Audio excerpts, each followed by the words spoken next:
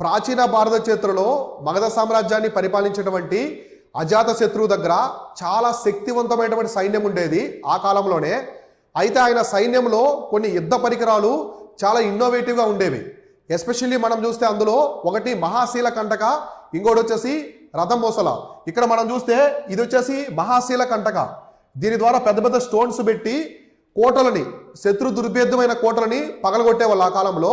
దీన్ని మహాశీల కంటక అని చెప్పేసి పిలుస్తారు. ఇక్కడ కనిపిస్తుంది కదా, ఇది ఒక రథం అనమాట. మీరు బాహుబలి సినిమాలో చూసుంటారు. మన బాహుబలి మూవీలో రాణా క్యారెక్టర్ చేస్తారు కదా, రాణా చేసినటువంటి బల్లాల దేవ ఉపయోగించే రథం అనమాట. ఇందులో ఇక్కడ రథం ఉంటుంది, తర్వాత ఇక్కడ వచ్చేసి గుర్రము, ముందు ఒక పెద్ద బ్లేడ్ ఉంటుంది. అంటే ఈ రథం ఎంత స్పీడ్గా పరిగెడుతుందో గుర్రము అంత స్పీడ్గా తిరుగుతూ ఉంటుంది. సో దీన్ని ఏమని పిలుస్తారంటే రథమోసల అని చెప్పేసి, రథమోసల అని పిలుస్తారు దీన్ని. ఇది మహాశీల కంటక.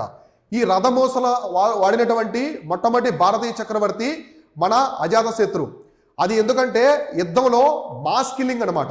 ఒక్కో శత్రువుని కత్తితో పొడిచి బల్లెంతో పొడిచి చంపకుండా ఒక్కసారిగా ముందున్నటువంటి శత్రువులు కొన్ని వందల మందిని నరుక్కుంటూ వెళ్తుంది. సో ముక్కలు ముక్కలుగా నరుక్కుంటూ వెళ్తుంది. ఇటువంటి యుద్ధ పరికరాలు అప్పట్లోనే, అంటే ఇప్పటితో పోల్చుకుంటే మనకు 2400 సంవత్సరాల క్రితమే మన భారతదేశ రాజు అయినటువంటి అజాతశత్రువు ఉపయోగించాడు. అందుకే అజాతశత్రువుని చుట్టుపక్కల సామ్రాజ్యంలో ఉండే ఏ రాజు కూడా ఆ ధైర్యం చేసి అతని మీదకి వెళ్ళేవాళ్ళు కాదు.